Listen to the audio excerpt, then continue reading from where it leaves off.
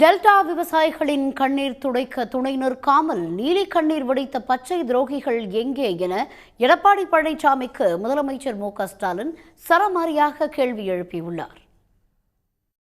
நெல் ஈரப்பத அளவை அதிகரிக்க வேண்டும் என்ற விவசாயிகளின் கோரிக்கையை நிராகரித்த ஒன்றிய அரசை கண்டித்து தஞ்சை மற்றும் திருவாரூரில் திமுக கூட்டணி சார்பில் ஆர்ப்பாட்டம் நடைபெற்றது. இதுகுறித்து தனது எக்ஸ் பக்கத்தில் பதிவிட்டுள்ள முதலமைச்சர் மு.க.ஸ்டாலின், டெல்டா விவசாயிகளின் கண்ணீர் துடைக்க துணை நிற்காமல் நீலி கண்ணீர் வடித்த பச்சை துரோகிகள் எங்கே என கேள்வி எழுப்பியுள்ளார். நீர்நிலைகள் நிறைந்து உழவர்கள் கடும் உழைப்பை செலுத்தி நெடுவயல் நிறைய கண்டபோது கொள்முதல் நிலைகளை அதிகரித்து அரசு காத்திருந்ததாகவும், ஆனால் அதிகப்படியான மழைப்பொழிவால் நெல்மணிகள் ஈரமானதாகவும் தெரிவித்துள்ளார். அப்போது சாகுபடி காலத்திற்கு முன்னதாகவே ஏன் அறுவடை செய்யவில்லை என எடப்பாடி பழனிசாமி அதிமேதாவித்தனமான அரசியல் செய்ததாகவும், பச்சை துண்டு போட்டு பச்சை துரோகம் செய்ததாகவும் விமர்சித்துள்ளார்.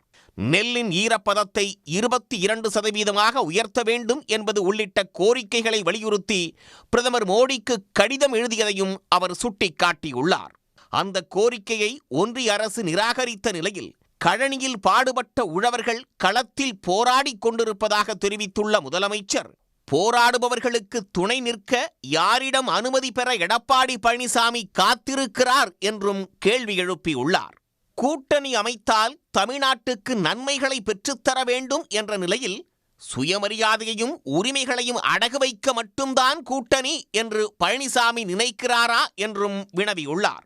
3 வேளாண் சட்டங்களையும் மண்டியிட்டு ஆதரித்த பழனிசாமி ஒரு முறையாவது தலை நிமிர்த்தி உழவர்களின் கோரிக்கைகளை கேட்க வேண்டும் என்றாவது சொல்வாரா என்றும் முதலமைச்சர் கேள்வி எழுப்பியுள்ளார். உழவர்கள் நலன் காக்க தமிழ்நாடு ஒற்றுமையாக குரல் கொடுக்க வேண்டும் என்பதால் தான் இவற்றை கேட்பதாகவும், உழவர்களின் உழைப்பு வீணாக கூடாது என்றும் முதலமைச்சர் மு.க.ஸ்டாலின் தெரிவித்துள்ளார். உடனுக்குடன் செய்திகளை தெரிந்து கொள்ள சன் நியூஸ் பெல் ஐகானை கிளிக் பண்ணுங்க.